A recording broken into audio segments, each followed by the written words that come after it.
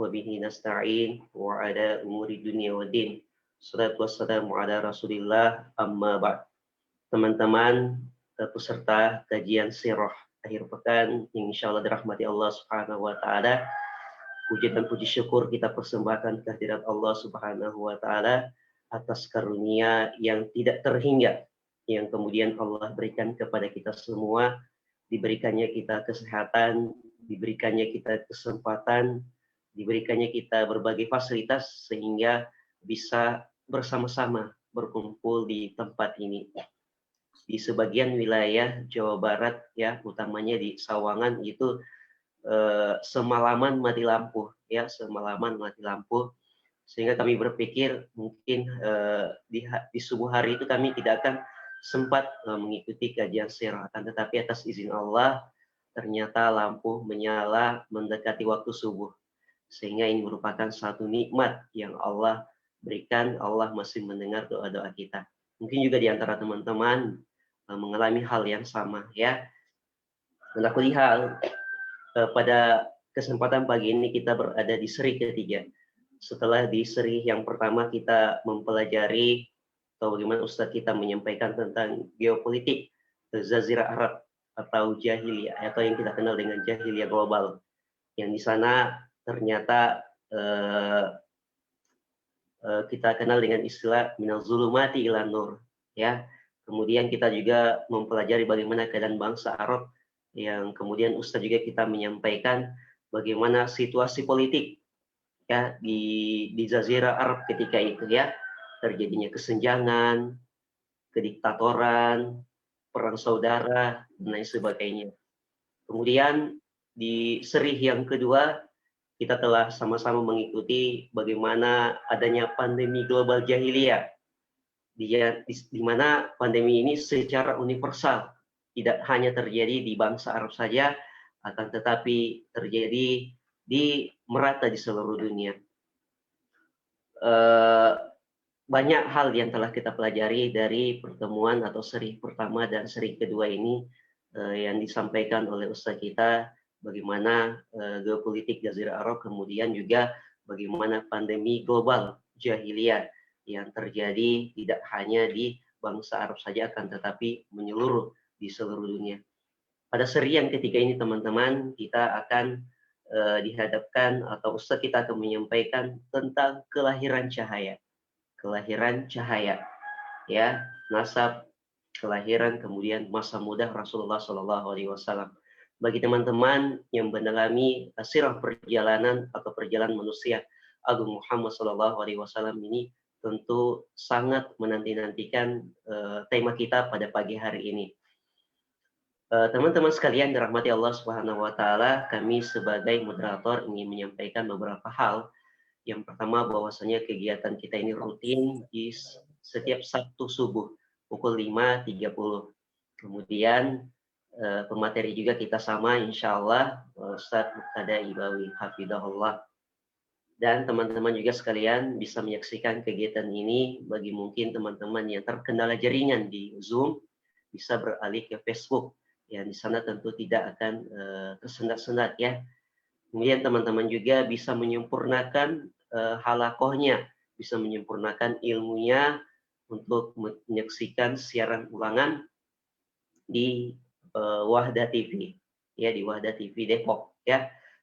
Inilah salah satu bentuk rasa kepedulian kita terhadap teman-teman yang ingin mendalami kajian sirah kita pada kesempatan kali ini. Baik teman-teman sekalian, langsung saja kita perkenankan kepada Ustaz kita untuk menyampaikan kajian sirah pada subuh hari ini, yaitu kelahiran cahaya, nasab, kelahiran, dan masa muda Rasulullah SAW. Kepada Ustadz, waktu dan tempat kami persilahkan. Syukran, Ustadz Jufri. Ustadz, nanti kalau sudah habis waktunya atau sudah saatnya masuk tanya jawab, saya diingatkan saja langsung, Ustadz. Oh, diingatkan nanti bablas. Oh ya, ya. Baik, Ustadz. Bismillahirrahmanirrahim. Assalamualaikum warahmatullahi wabarakatuh. Assalamualaikum warahmatullahi wabarakatuh. Alhamdulillah wassalatu wassalamu ala Rasulillah wa ala alihi wa ashabihi wa mawalah wa ba'd. Bapak Ibu, salihin, salihat yang dimuliakan oleh Allah Subhanahu wa taala. Alhamdulillah pada pagi hari ini di bulan Sya'ban ini kita diberikan kesempatan, diberikan taufik, diberikan kesehatan, sekian banyak kenikmatan oleh Allah Subhanahu wa taala untuk bisa bersama-sama mengkaji, mempelajari, mentadaburi, bertadarus tentang biografi manusia terbaik, manusia yang Allah Subhanahu wa taala pilih untuk menjadi qudwah dan uswah kita, yaitu Rasulullah Sallallahu Alaihi Wasallam. Di dalam agama kita itu para ulama menjelaskan ada al-usul as-salas, ada 3 landasan pokok. 3 landasan pokok itu adalah pertanyaan yang nanti ditanyakan di alam kubur. Man rabbuka, kemudian wa man nabiyuka, kemudian wa madinuka. Man nabiyuka, kita ditanya tentang siapa nabi kita. Kemudian para ulama menjelaskan inilah pentingnya ma'rifatul rasul, mengenal Rasulullah Sallallahu Alaihi Wasallam. Jadi tentang dinul Islam, tentang Rasulullah SAW, tentang Allah SWT. Ini juga yang dalam zikir pagi kita baca raditu billahi rabban wa bil islami dinan wa Muhammadin sallallahu alaihi wasallam nabiyan. 3 landasan pokok ini, dan cara kita mengenal atau cara kita bisa ma'rifatul Rasul, mengenal Rasulullah SAW itu salah satunya adalah dengan bermajelis seperti ini, membahas sirah Rasulullah Sallallahu Alaihi Wasallam.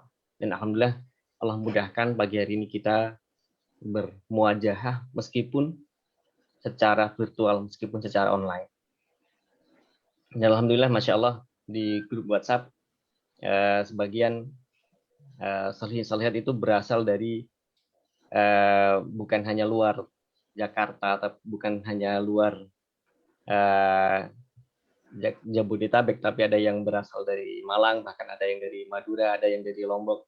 Kami ucapkan ahlan wa sahlan wa marhaban.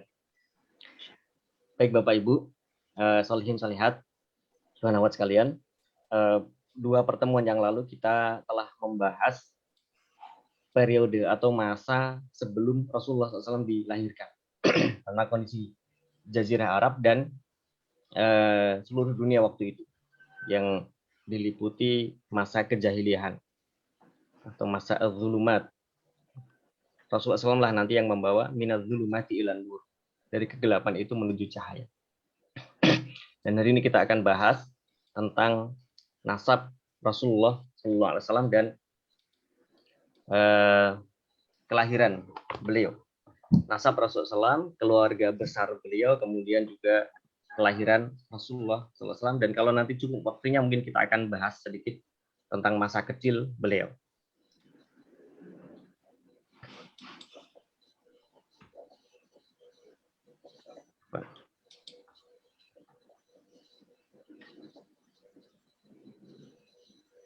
Ya. Kenapa penting kita membahas nasab? Pembahasan tentang nasab ini seperti yang Rasulullah SAW sebutkan dalam salah satu hadis. Dalam salah satu kesempatan, Rasulullah SAW menyampaikan, an-nasu ma'adin. Manusia itu seperti bahan tambang. Ma'adinu dzahab wal fiddah. Seperti bahan tambang itu ada emas, ada perak. Khiyaruhum fil jahiliyah, khiyaruhum fil Islam. Yang terbaik di antara kalian di masa jahiliyah tetap akan menjadi yang terbaik ketika dia nanti masuk Islam, idza faquhu. Jika dia berilmu, jika dia belajar agama, jika dia tafakuh. Jadi di sini pentingnya nasab. Dengan kita mengetahui nasab atau dengan kita bisa melacak nasab, tracing, kita akan sedikit banyak kita akan mendapatkan gambaran tentang diri kita. Sama juga kalau nanti kita membahas tentang tokoh tertentu juga biasanya begitu. Jadi Rasulullah SAW ibaratkan dalam hadis ini, manusia itu seperti bahan tambang. Maka di sini dalam gambar ini kami cantum atau kami tampilkan di sini ini tabel periodik, tabel unsur. unsur kimia. Ini mungkin dulu yang pernah belajar kimia masih ingat. So, sebagian mungkin hafal tabel ini. Ada AR, argon, ada Cl, klorin, ada macam-macam, ada krypton, ada aurum. Nah, ini yang Rasulullah SAW umpamakan, emas, aurum, bahasa kimianya aurum. Jadi manusia juga seperti itu, seperti bahan tambang yang bermacam-macam. Kalau dia emas, dia akan tetap emas. Kapanpun, dimanapun, dia akan tetap emas. Emas ditaruh dimanapun, dia tetap emas. Emas dimasukkan ke dalam lumpur, dia tetap emas. Dan emas di masa jahiliyah, dia akan tetap emas juga di masa Islam. Jadi yang terbaik di masa jahiliyah akan tetap menjadi yang terbaik di masa Islam jika dia tafakuh, dia belajar agama. Jika bagus keislamannya. Seperti itu. Tapi kalau dia terbaik di masa jahiliyah dan dia nggak masuk Islam, tetap seorang muslim, seorang mukmin, seorang yang beriman itu tetap lebih baik dibandingkan dengan orang yang kufur terhadap Allah SWT. Sama juga pentingnya ini ketika kita mempelajari nasab Rasulullah SAW. Kita akan tahu bahwa secara nasab memang beliau ini dari jalur yang terbaik. Pilihan Allah Subhanahu wa Ta'ala. Bagi yang teman-teman yang belum nikah juga mungkin hafal hadisnya. Tunkahul mar'ah, wanita itu dinikahi karena 4 hal. Salah satunya adalah bihasabiha, sama mirip bahasanya, nasab dan hasab. Hasab itu ya kalau bahasa Jawa ini ada bibit, bobot, bebet. Saya tidak tahu kalau bahasa Indonesia. Tapi dengan kita bisa melacak nasab, kita akan tahu hasabnya. Dengan kita bisa melacak nasab, kita akan tahu, oh dulu kakeknya pernah jadi apa, punya keahlian apa. Mungkin kakeknya ada yang ulama, mungkin kakeknya ada yang kakek yang kesekian, dulu ada yang teknokrat atau birokrat dan seterusnya. Kita akan bisa melacak itu dan potensi-potensi itu sangat mungkin akan ada juga dalam diri kita atau dalam diri anak-anak kita.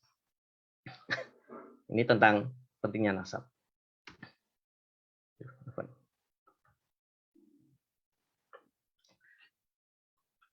Dan nasab Rasulullah SAW itu adalah pilihan Allah Subhanahu wa Ta'ala.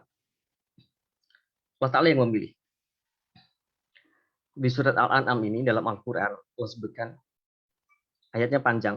Wa idza ja'atuhum ayatun qalu lan nu'mina hatta nu'ta mithla ma utiya Rasulullah. Yang menjadi syahid dalam bahasan kita adalah penggalan dalam ayat ini, Allahu a'lamu haitsu yaj'alu risalat. Allah Maha mengetahui bagaimana, kapan, di mana, kepada siapa Allah Ta'ala memberikan risalahnya.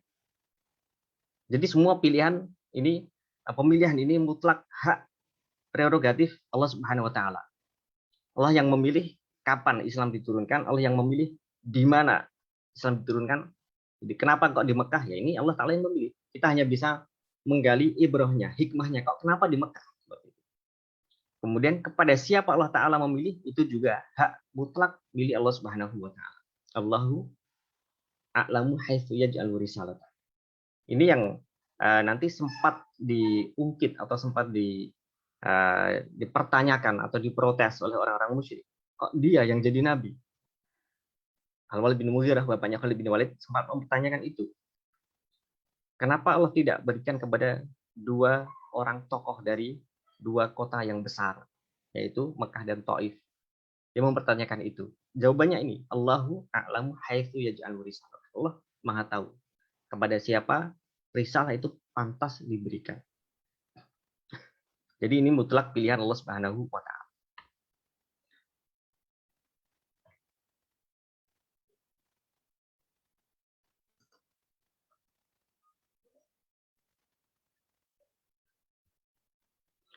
Kemudian Rasulullah SAW itu dipilih dari suku Quraisy atau kabilah besar yang bernama Quraisy. Quraisy ini kabilah yang mendiami kota Mekah, dan di dalam kabilah besar yang bernama Quraisy itu nanti ada kabilah-kabilah di bawahnya. Jadi Quraisy itu asalnya dulu nama orang. Kemudian anak keturunannya ya nanti ada Bani, ada Bani Makhzum, Bani Abdi Manaf dan seterusnya. Jadi sebetulnya ya sama, Bani dan Kalau disebut Quraisy ini ya sebetulnya sama juga, ini Bani Fihr ini yang disebut dengan kaum atau kabilah atau suku yang namanya Quraisy. Quraisy ini diambil dari nama orang. Rasulullah SAW pernah bersabda, riwayat Imam Muslim, Innallah hastofa. Sesungguhnya Allah telah memilih, istofa. Jadi dalam bahasa Arab ini istifa, pemilihan. Pemilihan ini siapa yang memilih? Allah Subhanahu wa taala. Innallah hastofa kinanata min waladi Ismail. Dari sekian banyak keturunan Nabi Ismail alaihissalam, Allah pilih. Dan memang ini hak Allah Ta'ala, menciptakan dan memilih. Allah sebutkan dalam Al-Quran, Allah itu yakhluqu, menciptakan, kemudian Allah yang berhak memilih. Allah ciptakan waktu-waktu, Allah ciptakan tempat-tempat, Allah ciptakan sekian banyak manusia, Allah ciptakan hari-hari, Allah ciptakan as-sa'ah atau dalam sehari juga ada waktu-waktu, dan kemudian Allah Ta'ala nanti ada yang Allah pilih, ada waktu-waktu yang dilebihkan dibandingkan yang lain, ada hari-hari yang dilebihkan dibandingkan yang lain, ada bulan-bulan yang Allah berikan keutamaan melebihi bulan-bulan yang lain, ada tempat-tempat yang Allah pilih melebihi tempat-tempat yang lain, ada manusia-manusia yang Allah pilih juga melebihi manusia-manusia yang lain. Malaikat juga begitu, ada malaikat yang Allah pilih. Sama juga ini dari sekian banyak anak keturunan Nabi Ismail alaihissalam, itu Allah pilih. Yang Allah pilih adalah Kinanah. Nah, kemudian dari Bani Kinanah, Allah pilih lagi. Wastofa Quraisyan min Kinanah. Dari sekian banyak keturunan kabilah besar yang namanya Bani Kinanah itu, Allah pilih satu yang namanya Quraisy. Wastofa min Quraisyin Bani Hashim. Kemudian sekian banyak kabilah yang ada di bawah Kinanah itu, nanti Allah pilih Bani Hashim. Jadi Bani Hashim ini juga pilihan. Bani Hashim ini kabilah pilihan. Bani Kinanah juga kabilah pilihan. Siapa yang memilih? Innallah astafa. Allah yang memilih.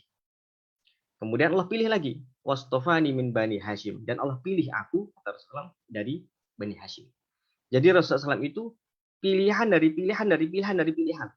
Jadi Allah pilih, kemudian Allah pilih lagi, di filter, disaring-saring lagi. Kemudian nanti Allah pilih yang terbaik, manusia terbaik, yaitu Muhammad bin Abdillah alaihi salatu wassalam.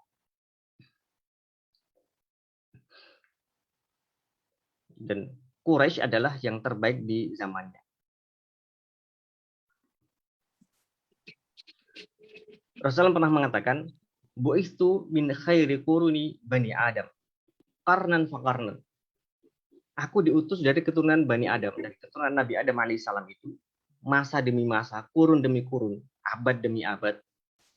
Hatta kuntu minal qarni ladzi kuntu fihi. Sampai tibalah saatnya kurun atau masa yang masa terbaik di mana Allah SWT memilih. Di masa itu Allah pilih, disitulah, di waktu itulah, di abad itulah Allah Ta'ala mengutus Rasulnya Shallallahu Alaihi Wasallam.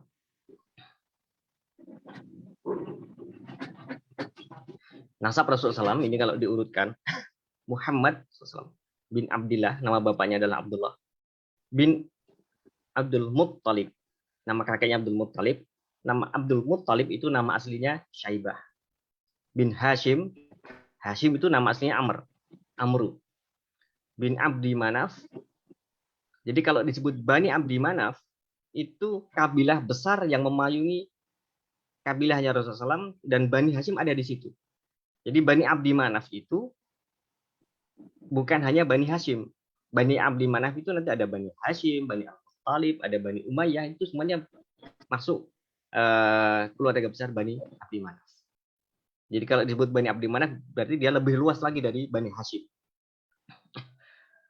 Bin Qusay, bin Kilab, bin Murrah, bin Ka'ab, bin Du'ay, bin Ghalib, bin Fihr. Nah, para ulama menyebutkan sebagian pendapat yang namanya Quraisy itu adalah Fihr ini. Kakek Rasulullah SAW, silakan nanti dihitung ke-11. Kakek Rasulullah SAW yang ke-11 inilah yang namanya, yang bernama Fihr, ini yang kemudian disebut dengan sebutan Quraisy. Bin Malik, bin An-Nadhr, bin Kinanah, bin Mudrikah, bin Iyas, terusnya sampai Adnan. Kemudian di buku Rahil Mahtum, tulisan saya Sofyan Al-Barqudi, beliau sebutkan di situ ada jalur nasab Rasulullah SAW yang disepakati kebenarannya, kemudian ada yang nanti tidak disepakati atau ada perselisihan pendapat, kemudian yang memang tidak bisa dilacak. Dan yang disepakati itu yang sampai Adnan ini. Ini memang Rasulullah SAW yang menyebutkan. Kemudian di gambar sebelahnya ini saya comot dari salah satu gambar di Google. Ini gambar bagan silsilah Nabi SAW. Dan bagusnya kalau bisa kita buat sendiri. Kita buat pakai tangan atau pakai komputer, tapi kita cari sendiri. Muhammad SAW, bin Abdullah dan seterusnya. Kemudian nanti kita bisa hubungkan. Oh, ternyata Quraisy ini ada sekian banyak kabilah. Kalau Khadijah radhiyallahu anha itu dari mana sih nasabnya, kita bisa buat sendiri.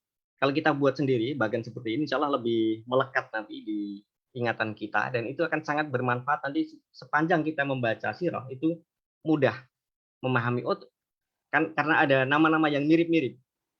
Nanti ada disebutkan misalnya Hudzaifah. Ada Hudzaifah, ada Abu Hudzaifah. Ini yang mana ini?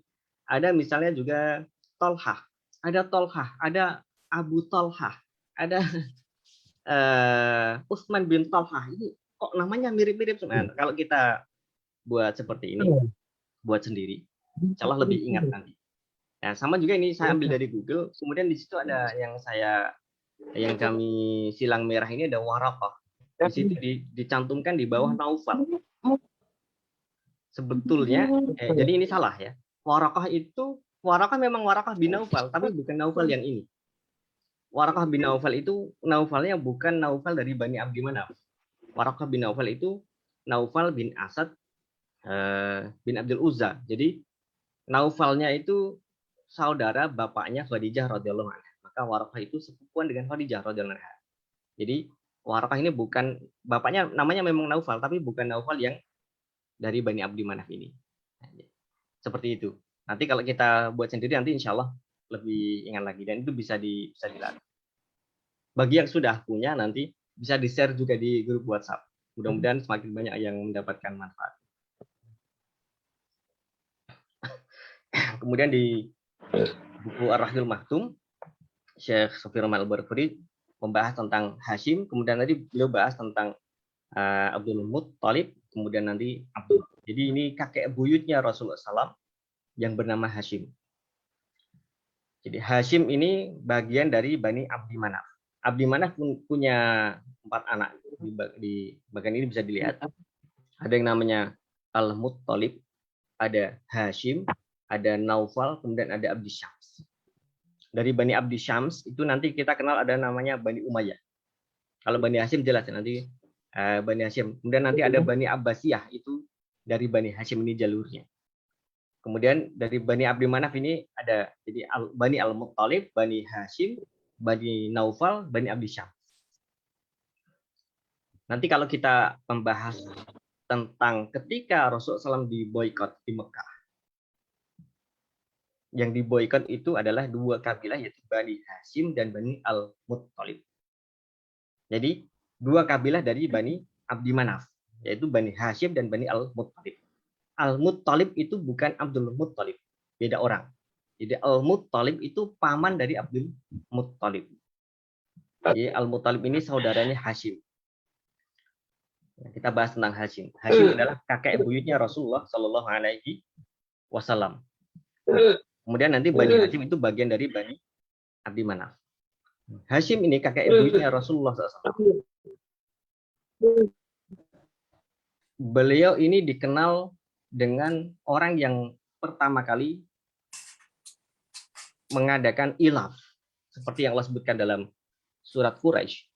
Rasulullah SAW sebutkan bahwa keistimewaan Quraisy itu salah satunya adalah dengan Allah sebutkan, Allah berikan satu surat khusus yang dalam surat itu tidak membahas hal lain selain Quraisy, yaitu surat Quraisy.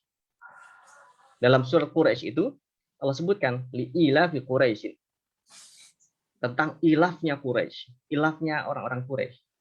Ilaf itu kalau biasa di Quran diterjemahkan dengan perjalanan dagang. Nah, yang pertama kali membuat ilaf itu adalah Hashim ini, kakek buyutnya Rasulullah SAW.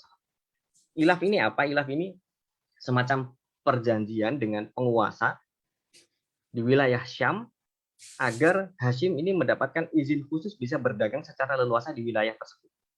Nah, ini yang mempelopori itu Hashim. Nah, nanti setelah Hashim wafat, kemudian saudara-saudaranya yang tadi bernama di Bani Abdi Manaf ya, Hashim itu punya saudara yang namanya Al-Muttalib, kemudian ada Naufal, kemudian ada Abdi Syams. Tiga saudara ini kemudian melakukan hal yang sama juga. Ada yang ke Habasyah, kemudian ada yang ke Yaman, ada yang ke Hira atau wilayah Irak. Kemudian melakukan perjanjian yang sama, minta hak khusus bisa berdagang di wilayah tersebut. Nah, kemudian hak khusus inilah yang kemudian nanti dinikmati oleh orang-orang Quraisy secara umum. Karena orang-orang Quraisy ini dikenal sebagai masyarakat yang corak ekonominya mengandalkan perdagangan. Berbeda dengan orang-orang di Madinah yang mengandalkan pertanian, agraris, kemudian di Taif, di Yaman sebagian itu agraris. Di Mekah ini orang-orangnya mengandalkan perdagangan. Yang pertama kali menjadi pelopor itu adalah Hashim. Kemudian Hashim ini kakek buyutnya Rasulullah SAW. Dia punya istri juga di Madinah. Dulu namanya Yasrib. Istrinya Hashim itu namanya adalah Salma binti Amr. Kok bisa Hashim punya istri di Madinah atau di Yasrib? Karena jalur ke Syam itu jalur utamanya itu memang lewat Yasrib atau lewat Madinah. Jadi memang ini jalur utama, jalur yang biasa dilewati. Maka ketika nanti Rasulullah SAW hijrah ke Madinah, itu perjalanan dagang yang menjadi urat nadi utama perekonomian Quraisy itu betul-betul lumpuh karena Madinah dikuasai oleh kaum muslimin. Nah, kita kembali ke Hashim ini. Hashim ini kakek buyutnya Rasulullah SAW, dia sudah biasa melakukan perjalanan dagang itu dan biasa melewati kota-kota salah satunya adalah Yasrib. Kemudian dia punya istri di Yasrib, namanya Salma binti Amr. Salma ini nanti yang dari Salma ini nanti lahirlah anaknya Hashim yang bernama Abdul Muttalib. Jadi Rasulullah SAW itu punya akar keluarga di Madinah. Jadi nanti ketika Rasulullah SAW hijrah ke Madinah, itu beliau punya keluarga besar juga di sana. Ini bukan ya dalam tanda kutip ya, bukan terjun bebas Rasulullah SAW ke Madinah. Beliau punya keluarga besar juga. Kalau di Mekah itu ada Bani Hashim, di Madinah ada Bani Najjar dari jalur nenek buyutnya, nenek buyutnya Rasulullah SAW yang bernama Salma binti Amr dari Bani Najjar. Nah, jadi Abdul Muttalib kakeknya Rasulullah SAW itu lahirnya di Madinah. Kemudian di poin terakhir itu kami sudah bahas tadi bahwa Hashim inilah yang menjadi inisiator adanya ilafu Quraisy yang Allah abadikan dalam surat Quraisy, di ilafi Quraisyin ilafihim rihlatas syita'i was-shayf. Allah abadikan keutamaan yang Allah berikan kepada Quraisy. Mereka punya dengan ilaf itu mereka bisa melakukan rihlatas syita'i was-shayf. Mereka bisa melakukan perjalanan dagang. Satu musim ke utara, satu musim ke selatan. Kalau musim panas mereka ke utara ke wilayah Syam. Kalau musim dingin mereka ke selatan ke arah Yaman. Kalau musim panas mereka ke Syam, bukan musim dingin. Kalau musim dingin ke arah Syam bisa kedinginan. Karena ke arah Syam semakin dingin, ke arah utara semakin dingin. Makanya ketika musim dingin mereka ke arah selatan, ke arah Yaman. Nah, dengan kenikmatan itulah Allah kemudian ingatkan, maka hendaknya orang-orang Quraisy itu menyembah Allah Ta'ala yang memberikan kenikmatan berupa stabilitas, keamanan, dan Allah berikan sekian banyak kecukupan dalam hal logistik, dalam hal makanan. Falyabudu rabb hadzal bait alladzi at'amahum, yang memberikan makan kepada mereka, yang menyelamatkan mereka dari rasa lapar dan juga memberikan rasa aman. Berikutnya anaknya Hashim yang bernama Abdul Muttalib. Jadi Al-Muttalib dan Abdul Muttalib ini beda orang. Al-Muttalib itu paman dari Abdul Muttalib. Al-Muttalib itu saudaranya Hashim. Abdul Muttalib ini nama aslinya adalah Syaibah. Lahirnya di Madinah. Masa kecilnya di Madinah. Nah, kemudian Untuk detailnya nanti bisa dibaca di buku Ar-Rahiqul Maktum. Syaibah ini ketika masih kecil dia diasuh, dididik di Madinah karena bapaknya yang bernama Hashim tadi, kakek ibunya Rasulullah SAW, ketika melakukan perjalanan dagang ke Syam sampai di Gaza di Palestina itu, Gaza yang sekarang kita kenal itu, di zaman itu adalah pelabuhan utama, pelabuhan penting yang menghubungkan perdagangan beberapa benua, antara benua Asia, ya benua Asia, nanti kalau nyebrang ke Eropa, kemudian nyebrang lagi ke arah kiri ya, itu ke arah barat ya, itu nanti ke Afrika. Ya ini menjadi penghubung penting, titik yang sangat strategis. Jadi Hashim itu kalau berdagang sudah mencapai sampai Gaza, sampai Palestina. Nah, ketika tiba di Gaza itulah Hashim meninggal dunia. Kemudian nanti dimakamkan dan sebagainya. Tapi orang-orang Mekah tidak tahu kalau Hashim itu punya anak di Madinah atau di Yasrib dari istrinya yang bernama Salma binti Amru dari Bani Najjar tadi. Nah, setelah Syaibah ini besar remaja, kemudian orang-orang dengar kan, karena Hashim meninggal, kemudian hak khusus yang dimiliki Hashim di Mekah itu diambil alih oleh Al-Muttalib. Jadi Hashim itu dari Bani Abdi Manaf, dia punya hak khusus yang berkaitan dengan rifadah dan siqayah. Hak khusus untuk memberi makan jamaah haji, memberi minum jamaah haji, itu menjadi hak khususnya Hashim. Jadi orang penting di Masjidil Haram. Orang penting di Masjidil Haram itu otomatis dikenal, bukan hanya orang Mekah, tapi semua jamaah haji pasti kenal. Ketika Hashim wafat, digantikan oleh Al-Muttalib. Kemudian ketika Syaibah ini sudah beranjak agak besar, orang-orang kemudian menjadi buah bibir, bahan pembicaraan. Ini anaknya Hashim loh. Ini tuh anaknya Hashim yang dulu kalau bahasa kita juru kuncinya Ka'bah itu yang meninggal. Kemudian kabar ini sampai juga ke Mekah. Ketika kabar ini sampai ke Mekah, kemudian Al-Muttalib yang menggantikan peran Hashim tadi, kemudian menjemput Syaibah ini di Madinah. Dijemput ke Madinah. Kemudian coba dilobi kepada keluarganya, kepada ibunya dan keluarga besar dari pihak ibunya dari Bani Najjar itu. Keluarga besar di Madinah mereka sebetulnya tidak mau melepaskan. Jangan. Kemudian Al-Muttalib menjanjikan bahwa anak ini akan menggantikan peran bapaknya dulu yang sekarang saya pegang, hak khusus. Kalau nanti dia ke Mekah lagi, dia nanti yang akan mewarisi itu. Jadi coba diyakinkan seperti itu sampai akhirnya keluarganya di Madinah siap merelakan Syaibah ini diboyong ke Mekah oleh Al-Muttalib. Nah, kemudian Syaibah ini diboncengkan oleh Al-Muttalib di binatang tunggangan, kuda atau yang sejenisnya. Nah, ketika masuk kota Mekah itu, kemudian orang-orang bilang, oh ini budaknya Al-Muttalib ya. Kemudian orang-orang nyebutnya ini Abdul Muttalib. Kemudian dijelaskan, ini bukan budak saya, ini keponakan saya, ini anaknya Hashim. Tapi orang sudah terlanjur dari awal itu menganggap ini budaknya Al-Muttalib. Kemudian orang sudah terlanjur ini jadi dikaitkan dengan nama Al-Muttalib. Syaibah yang namanya aslinya Syaibah itu kemudian orang terlanjur menyebutnya Abdul Muttalib. Kemudian Abdul Muttalib inilah yang nanti mewarisi hak khusus Hashim dalam mengelola Ka'bah atau Masjidil Haram. Nah, ketika nanti hak khusus itu, jadi ketika Syaibah sudah beranjak dewasa dan sudah dianggap bisa dianggap memiliki ketokohan, kemudian hak khusus itu dikembalikan ke Abdul Muttalib sebagai pewaris Hashim. Nah, kemudian ketika Abdul Muttalib sudah jadi pemimpin di Mekah itu, nanti sempat ada konflik antara Abdul Muttalib dengan keluarga pamannya yang bernama Naufal tadi. Jadi Bani Abdi Manaf kan tadi ada 4 bersaudara, ada Al-Muttalib, ada Hashim, ada Naufal, kemudian ada Abdi Syams. Nah, Naufal ini pamannya Al-Muttalib ini sempat ada konflik dengan Abdul Muttalib.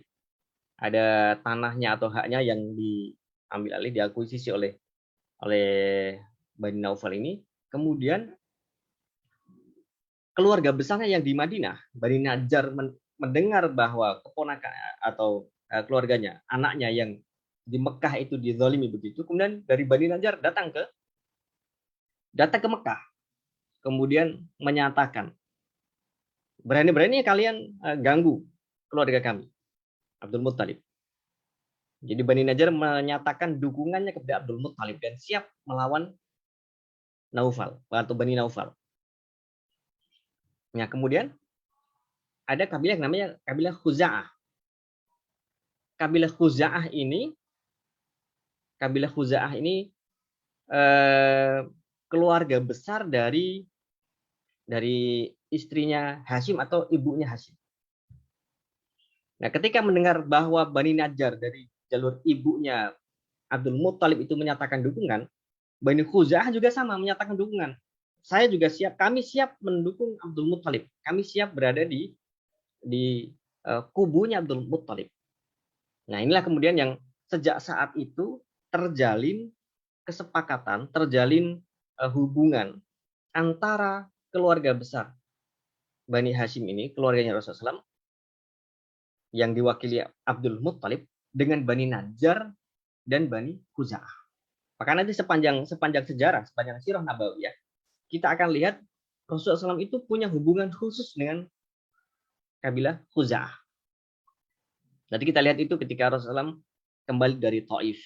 Itu ada orang Khuza'ah yang diutus oleh Rasulullah SAW ketika beliau mau masuk Mekah. Ketika nanti di pasca perang Uhud, kemudian terjadi perang Hamra'ul Asad, itu ada orang Khuza'ah yang menjadi utusan Rasulullah SAW untuk menyampaikan berita kepada orang-orang Quraisy. Nanti ketika di Fathu Mekah itu lebih jelas lagi. Bahkan utusan Khuza'ah itu nanti ketika Rasulullah sudah hijrah di Madinah tentunya, itu datang ke Madinah dan menyatakan minta dukungan dan mengungkit atau mengingatkan bahwa kita dulu, kakek kita dulu punya perjanjian dengan kakek engkau wahai Muhammad SAW. Nah, ini tentang Khuza'ah. Asal usulnya seperti ini. Kemudian di sini juga di Rahil Maktum dibahas juga tentang sumur Zam-Zam. Sumur Zam-Zam yang ini juga menambah keistimewaan Abdul Muttalib. Sumur Zam-Zam yang dulu Allah berikan berkat ini ya, dalam peristiwa ketika Nabi Ismail alaihissalam yang masih bayi itu dihijrahkan ke Mekah, ke lembah yang tandus yang tidak ada penghuninya, tidak ada tumbuh-tumbuhannya. Kemudian ibunda beliau naik ke sofa Marwah dan seterusnya. Kemudian kita tahu sejarahnya itu air Zam-Zam. Kemudian sepanjang sejarah nanti pernah ada saatnya kabilahnya, keturunannya Nabi Ismail alaihissalam yang sejak turun temurun itu mengurusi Ka'bah, itu ada saatnya mereka ketika dapat serangan itu mereka eksodus atau mereka hijrah keluar dari Mekah. Setelah itu diambil alih oleh kabilah yang lain sampai nanti masa yang lama, setelah nanti di masa Qusay bin Kilab itu baru diambil alih lagi dari anak keturunan Nabi Ismail alaihissalam ini dari Quraisy. Nah, sejak saat itulah baru kembali ke tangan Quraisy. Nah, tapi ketika mereka keluar dari Mekah itu, mereka kubur air Zam-Zam, mereka tutup. Dan tidak ditemukan dalam waktu yang sangat lama. Orang tidak tahu lagi. Pernah dengar saja mungkin ada sumur yang istimewa di dekat Ka'bah, tapi orang semuanya tidak tahu. Barulah nanti di masa Abdul Muttalib ini Allah SWT ilhamkan kepada Abdul Muttalib untuk menggali sumur itu melalui mimpi. Dia mimpi, kemudian ada suara yang memanggil, galilah dengan beberapa sebutan. Ada Al-Barrah, ada At-Tayyibah. Besok lagi mimpi lagi, galilah At-Tayyibah. Besok lagi mimpi lagi, galilah Al-Barrah. Besok lagi mimpi lagi, galilah Al-Bat'unah. Terus mimpi lagi. Kemudian berikutnya, galilah Zam-Zam. Nah, ini lebih jelas lagi. Kemudian dalam mimpi itu dia diberikan petunjuk tempatnya atau titiknya, petunjuknya titik yang lebih jelas lagi, kemudian dia gali dan betul ternyata di titik itu adalah sumur Zam-Zam yang telah dipendam, yang telah dikubur sekian lama dan ditemukan lagi. Dan ini menjadi hak khusus lagi bagi Bani Hashim. Terutama ini terkait dengan nama Abdul Muttalib, kakek Rasulullah Shallallahu Alaihi Wasallam.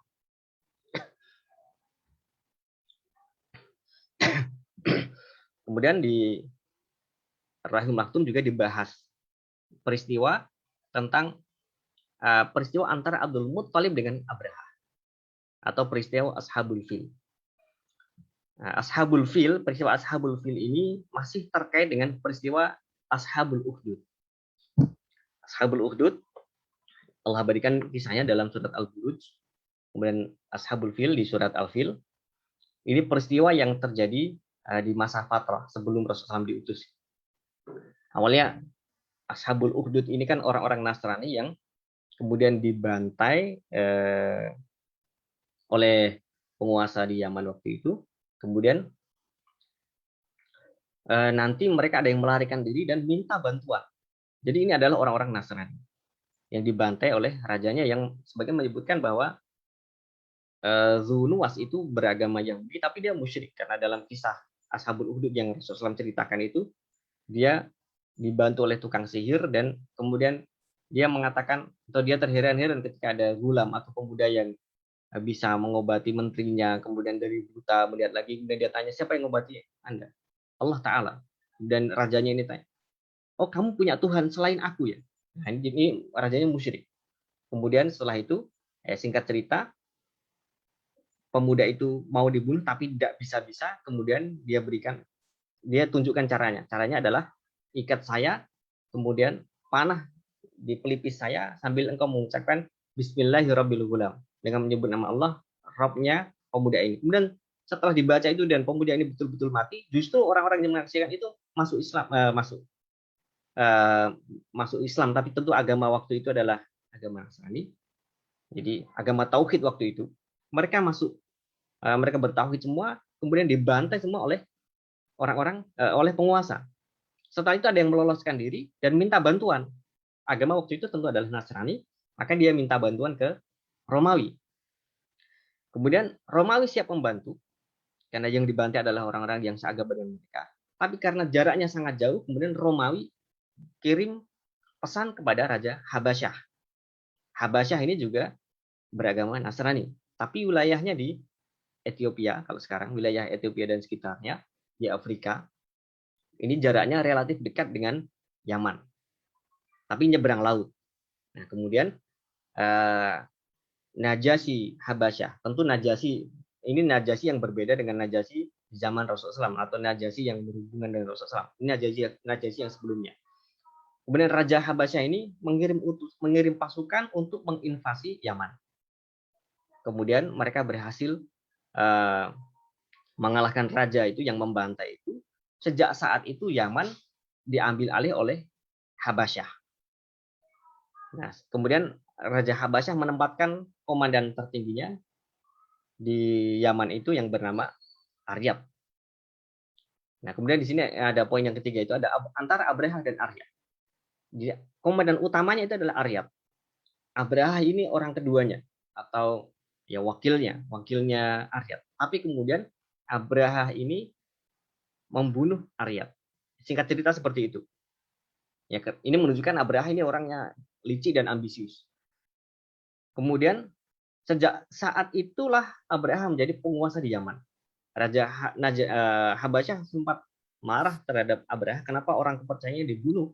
Tapi Abraha berhasil meyakinkan bahwa meskipun dia bunuh Aryab, dia bunuh komandannya sendiri, dia bisa meyakinkan bahwa dia tetap loyal kepada kerajaan Habasyah, bahwa Yaman tetap menjadi Yaman tetap di bawah kekuasaan Habasyah. Jadi Abraham meyakinkan bahwa kami tidak memerdekakan diri, kami tetap berada di bawah kekuasaan Habasyah. Jadi Habasyah di zaman itu adalah negara yang sangat kuat, Ethiopia dan sekitarnya. Zaman itu adalah imperium yang sangat kuat. Nah, Abraha kemudian selama di Yaman itu yang beragama Nasrani, dia kemudian melihat, mengamati di secara ini ya, regional begitu. Kemudian dia tahu di Mekah itu ada satu tempat suci yang dikunjungi oleh orang-orang dari seluruh penjuru Jazirah Arab. Semuanya datang ke situ tiap tahun. Dan dengan datangnya orang-orang dari seluruh penjuru Jazirah Arab itu membuat wilayah itu ini pusat yang religius ya, tapi di sisi lain ini membawa dampak ekonomi yang besar. Maka Abraha juga ingin mengalihkan itu. Kalau pusat satu titik yang Ka'bah itu bisa dialihkan ke Yaman, nanti juga akan Yaman menjadi ini bisa menarik kalau bahasa kita menarik wisatawan dan menarik investor. Kira-kira begitu bahasa ya, sekarang. Nah, Abraha juga ingin begitu. Kemudian dia bangun katedral yang sangat besar, Katedral Qulais. Kemudian dia salah satu bahannya untuk membangun itu dia juga ambilkan puing-puing dari bendungan Ma'rib. Jadi dia ingin membangun satu bangunan yang ini juga masih nyambung secara historis dengan sejarah Yaman. Dia ambilkan puing-puing dari bendungan Ma'rib untuk membangun katedral Al-Qulais. Kemudian setelah jadi di banyak buku disebutkan ada pemantiknya adalah ada orang dari Bani Kinanah atau orang Arab yang mengencingi bangunannya Abraha, kemudian dia marah. Tapi di sisi lain Allah Ta'ala sebutkan di surat Al-Fil itu, alam tara kaifa fa'ala rabbuka bi ashabil fil alam yaj'al kaidahum fi tadbir. Allah sebut di Abraha itu punya kaidahum. Jadi kaid itu apa? Imam Fahrudin Ar-Razi menyebutkan di kitab tafsir beliau, kaid itu adalah niat buruk yang tersembunyi atau hidden agenda yang sembunyi. Jadi yang nampak itu seolah-olah memang dia ketika nyerang Ka'bah itu karena faktor agama. Tapi sebetulnya ada niat buruk yang tersembunyi di balik itu. Niat yang lebih berbahaya, yang lebih besar dibandingkan sekedar ingin mengalihkan orang haji. Jadi ada faktor ekonomi, ada faktor politis juga yang ini dibalik niatnya Abraha. Kemudian nanti Abraha dengan alasan itu dia menginvasi Mekah dengan pasukan yang dikenal dengan pasukan gajah. Pasukan gajah ini pasukan yang di soft depannya ada beberapa gajah. Jadi bukan semua pasukannya Abraha itu naik gajah. Kalau mendatangkan gajah dari Habasyah, gajah dari Afrika tentu biayanya sangat besar. Jadi gajahnya Abraha itu hanya simbol saja. Di paling depan ada sekian gajah begitu. Kemudian dikenal dengan pasukan bergajah atau Ashabul Fil. Kemudian dalam peristiwa itu mereka berangkat ke Mekah dari arah selatan ke utara. Kemudian ada perlawanan di beberapa titik, tapi tidak signifikan dan bisa dilawan oleh Abraha. Kemudian nanti mereka ketika dekat wilayah Taif, mereka juga tidak berani melawan Abraha dan justru mengirim atau mengutus utusan untuk menjadi penunjuk jalan yang menunjukkan di mana Ka'bah itu. Yang namanya Abu Rigal. Yang ketika nanti di Al-Mughammas dia mati dan orang-orang Arab nanti biasa melempari kuburannya dengan batu. Ini orang Arab memang sejak dulu tidak suka dengan pengkhianat. Jadi Abu Rigal ini menjadi ikon, menjadi simbol pengkhianat. Nah, kemudian Abraha ini ketika sudah mendekati Ka'bah atau sudah mendekati Mekah ya, dia kirim utusan, dia menyampaikan kepada orang-orang Mekah bahwa kami tidak ingin menyerang kalian. Kami hanya ingin menghancurkan bangunan ini. Kemudian mereka menyingkir, mereka naik ke bukit-bukit. Kemudian ada kejadian untanya Abdul Muttalib, kakeknya Rasulullah SAW itu disita oleh Abraha.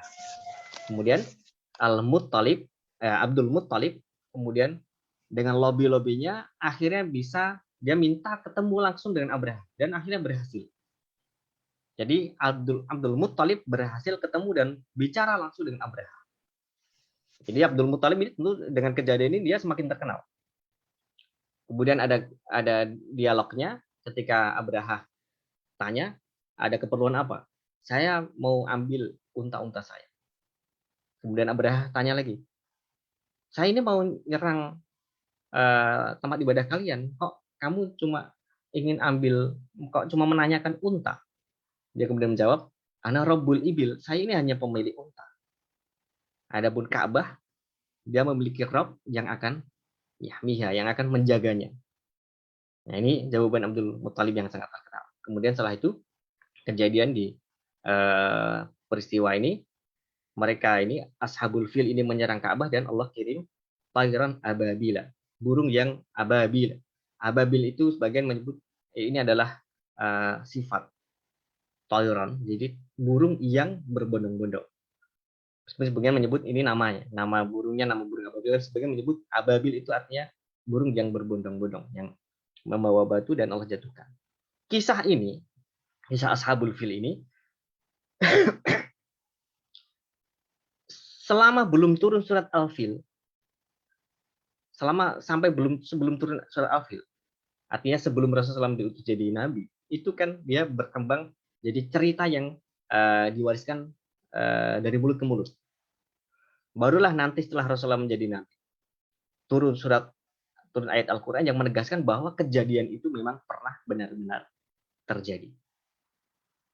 Sama juga di beberapa hadis Rasulullah menyebutkan tentang menyinggung-nyinggung tentang Ashabul Fil. Jadi peristiwa Ashabul Fil ini adalah irhasot atau prolog, menjadi penanda bahwa setelah ini atau di tempat ini akan terjadi peristiwa besar. Jadi dengan adanya peristiwa Ashabul Fil, ada seorang raja dan pasukannya menyerbu Ka'bah. Kemudian Allah hancurkan. Kemudian perhatian dunia itu tertuju ke tempat itu. Ya mungkin orang selama ini sudah lupa atau menganggap biasa-biasa saja Ka'bah. Oh Ka'bah, oh Ka'bah. Tapi dengan adanya peristiwa ini, orang kemudian ingat lagi tentang Ka'bah. Orang lagi kemudian cerita tentang Ka'bah ini diulang-ulang lagi. Jadi mengingatkan orang tentang Ka'bah, perhatian orang tentang Ka'bah. Dan cerita ini juga karena ini peristiwa besar, didengar juga oleh orang-orang Romawi, orang-orang Persia dan seterusnya. Dan ini semakin menguatkan untuk orang-orang ahlul kitab akan mereka semakin tahu, oh memang sudah dekat zamannya, dekat waktunya. Nabi yang dimaksud itu yang tertulis dalam kitab-kitab suci mereka sudah dekat zamannya, ini akan diutus. Dan ini di tahun ketika terjadi peristiwa Ashabul Fil ini, inilah tahun di mana Rasulullah SAW lahir. Tentang bapaknya Rasulullah, namanya adalah Abdullah. Abdullah ini adalah salah satu dari anak laki-laki Abdul Muttalib. Jadi Abdul Muttalib itu anaknya banyak sekali. Yang laki-laki aja sebagian menyebut 10, sebagian 12 atau lebih, belum anak-anaknya yang perempuan, banyak sekali. Jadi kalau ditanya siapa paman-paman Rasulullah, banyak sekali. Nah, kemudian ada julukan Abdullah ini, dia dijuluki dengan Ibnu Az-Zabihaini karena dia ini anak yang pernah sempat akan disembelih. Jadi Ibnu Az-Zabihaini itu adalah sebutan atau julukan untuk Rasulullah SAW. Dia ini Rasulullah SAW itu adalah anak dari dua orang yang akan disembelih. Siapa dua orang itu? Dua orang itu adalah Abdullah bin Abdul Muttalib dan Nabi Ismail bin Ibrahim alaihi wassalam. Jadi ada kejadian di mana Abdullah ini pernah akan disembelih oleh Abdul Muttalib karena dia punya nazar kalau nanti dia punya anak laki-laki sampai 10 dia akan sembelih satu. Kemudian dia akan tunaikan ini nazarnya itu. Kemudian Abu Talib ya saudara Abdullah ini kemudian melobi bapaknya jangan. Saudara-saudaranya juga begitu. Kemudian kalau jangan apa solusinya? Kemudian dia tanya kepada orang yang dianggap orang pinter begitu di zaman itu. Kemudian kalau gitu diganti aja semacam diat. Ya. Kalau orang membunuh kan diatnya bayar 100 unta. Ini juga kalau nggak jadi dibunuh ganti aja 10 unta. 10 unta sampai nanti 10 kali barulah ketika diundi yang muncul itu yang disebut nama unta bukan nama Abdullah karena ketika diundi nama Abdullah lagi muncul lagi jadi 10 lagi tambah 10 sampai akhirnya nanti 100 unta. Jadi Abdullah ini nggak jadi disembelih. Nanti Abdullah menikah dengan Aminah ibunda Rasulullah SAW dan Aminah ini dari jalur nasabnya beliau berasal dari Bani Zuhrah. Sama juga masih berdarah Quraisy. Abdullah nanti meninggalnya di Madinah. Jadi memang sejak lama antara Mekah dan Madinah itu sudah punya hubungan ya, karena Madinah itu jalur utama untuk perdagangan ke Syam. Bapaknya Rasulullah SAW itu meninggalnya di Madinah. Nah, Abdullah ini bapaknya Rasulullah SAW, dia punya budak perempuan yang namanya Ummu Aiman.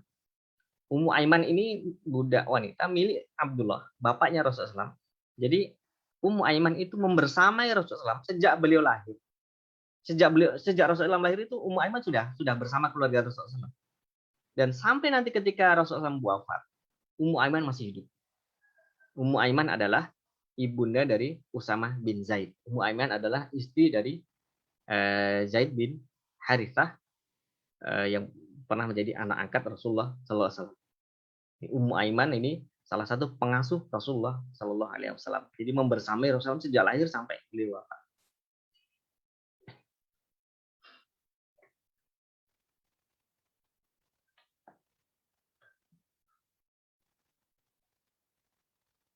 Ustadz Jufri, masih berapa menit lagi, Ustadz? Masih ada waktu, Ustadz?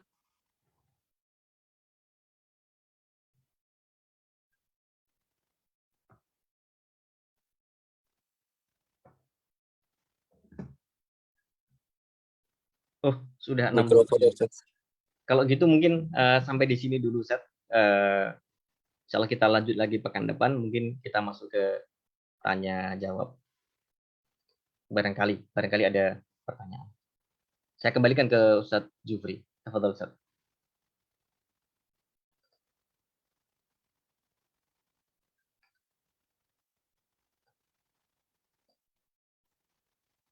Masih mute Ustadz, mic-nya, Ustadz. Oh iya, Masya Allah. Barakallahu fiik, Ustaz. Jazakumullah khairan atas penyampaian materinya di seri ketiga ini, Sirah Nabawiyah. Kelahiran cahaya, nasab kelahiran dan masa muda Rasulullah SAW, di mana Ustadz telah panjang lebar menjelaskan sebelum kelahiran Rasulullah SAW. Di sana kita mengenal nasab-nasab dari keluarga Rasulullah SAW atau dari leluhur Rasulullah SAW. Juga Ustadz juga telah menyampaikan kisah-kisah yang terjadi di antara leluhur Rasulullah SAW. Ya, kami membacakan satu hadis ya yang terkait ini dari Sahih Muslim ya. Sesungguhnya Allah memilih Kinanah dari keturunan Nabi Ismail dan memilih suku Quraisy dari bangsa Kinanah, kemudian memilih Bani Hashim dari suku Quraisy dan memilih diriku dari Bani Hashim. Hadis ini ternyata menunjukkan adanya intisari ketinggian derajat Rasulullah SAW di mata Allah Subhanahu Wa Taala. Masya Allah. Teman-teman sekalian, olehnya kami membuka kesempatan tanya jawab kepada para peserta, teman-teman sekalian. Mungkin ada hal yang ingin ditanyakan atau kurang jelas, maka kepada antunas sekalian kami persilakan. Tapi kami akan membaca dulu ya pesan yang masuk ya.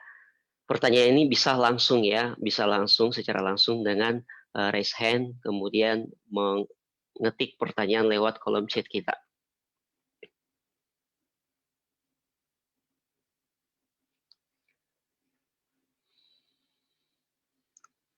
Baik Ustadz, kami bacakan ada pertanyaan masuk dari Lilis. Ya, Assalamualaikum Ustadz. Afwan tadi terlewat. Siapa yang mengubur sumur Zam-Zam dan mengapa dikubur? Ya, tafadhol Ustadz. Ya, kalau siapanya saya lupa persisnya. Bisa dibuka ini di rumah atau nanti kami buka buku dulu. Kalau sebabnya itu adalah ketika anak keturunan Nabi Ismail alaihissalam ini mereka keluar dari Mekah. Mereka kalau bahasa kita mengungsi. Ketika mereka mengungsi itu karena mereka di Mekah itu diserang oleh Babilonia kalau tidak salah. Kemudian mereka untuk menyelamatkan dalam tanda kutip ya, ini aset penting agar tidak jatuh ke tangan musuh, itu kemudian mereka kubur. Kemudian benda-benda berharga juga dimasukkan dalam sumur Zam-Zam itu. Nah, ini peristiwanya. Jadi terkubur sekian lama baru nanti digali lagi ketika di masa Abdul Muttalib, kakek Rasulullah SAW. Untuk detailnya nanti kita buka dulu insya Allah. Kita sama-sama buka buku insya Allah. Di Akhirul Maktum ada insya Allah. Syukran Ustaz Jufri. Barakallahu fiik Ustaz. Syukran pada Mbak Lilis ya. Semoga jawaban tadi telah mewakili pertanyaannya. Baik teman-teman, silakan kami membuka kesempatan lagi pertanyaan yang kedua dan ketiga ya. Tadi kami melihat ada yang angkat tangan ya, tapi kami enggak. Hartati Eko. Ini ya. Iya, silakan mungkin ada yang ditanyakan Bu. Tapi suaranya nggak.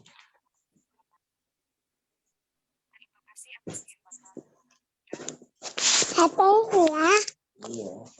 HP ini dua-dua.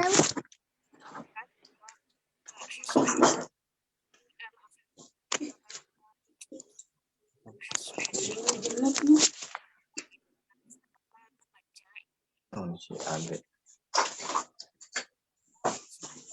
Enggak.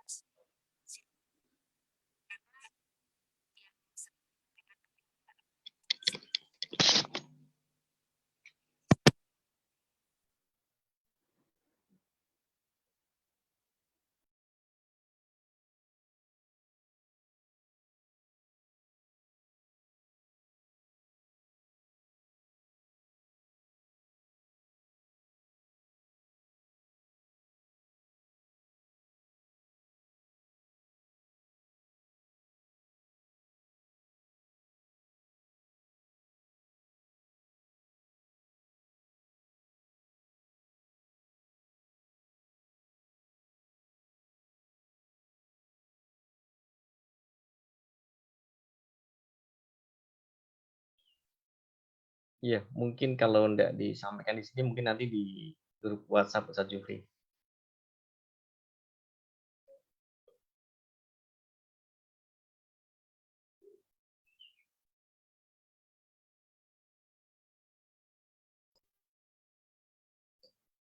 Masih mute Ustaz, mic-nya Ustaz. Baik, teman-teman yang lain, mungkin ada yang ingin ditanyakan sebelum kita akhiri kajian sirah kita pada pagi hari ini.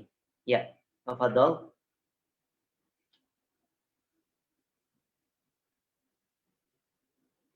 Oke, Masya Allah, baik. Kalau memang tidak ada, insya Allah kita lanjutkan di grup PA saja ya, yang telah kami share di pada antum wa antum sekalian. Teman-teman sekalian dirahmati Allah Subhanahu wa taala, demikian kajian sirah kita pada pagi hari ini dengan tema kelahiran. Kelahiran cahaya, nasab dan kelahiran dan masa muda Rasulullah Shallallahu Alaihi Wasallam yang disampaikan oleh Ustadz kita pada pagi hari ini.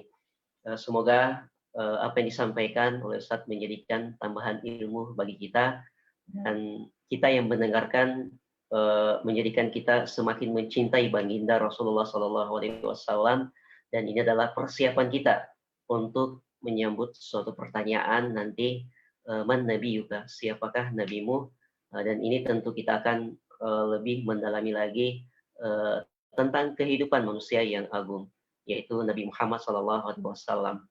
Olehnya kami mewasilahi teman-teman untuk belajar tentang kisah Rasulullah Shallallahu Alaihi Wasallam atau sirah nabawiyah ini dengan mengikuti kelas kajian pekanan kita ya di grup yang telah kami bagikan. Di situ teman-teman akan mendapatkan info-info kajian atau kelas-kelas seputar sirah nabawiyah. Ya, teman-teman yang insya Allah dirahmati Allah Subhanahu Wa Taala, jazakumullah khairan kami ucapkan kepada teman-teman yang telah bergabung pada pagi hari ini dan mengikuti materi dengan sangat antusias ya, dari mulainya hingga di akhirnya kami melihat peserta para bertahannya, Masya Allah, jazakumullah khairan, dan kami mengundang kembali untuk bisa hadir di seri keempat, Insya Allah. Dan kepada Ustadz, kami dari peserta dan panitia mengucapkan barakallahu fikum wa jazakumullah khairan atas share ilmunya pada pagi hari ini. Kami doakan Ustadz sehat selalu dan diberikan keistiqomahan dan keluasan ilmu untuk bisa menyampaikan ilmu-ilmunya kepada kita semua. Baik, kita tutup dengan doa kafaratul majelis. Subhanakallahumma wa bihamdika asyhadu an la ilaha illa anta.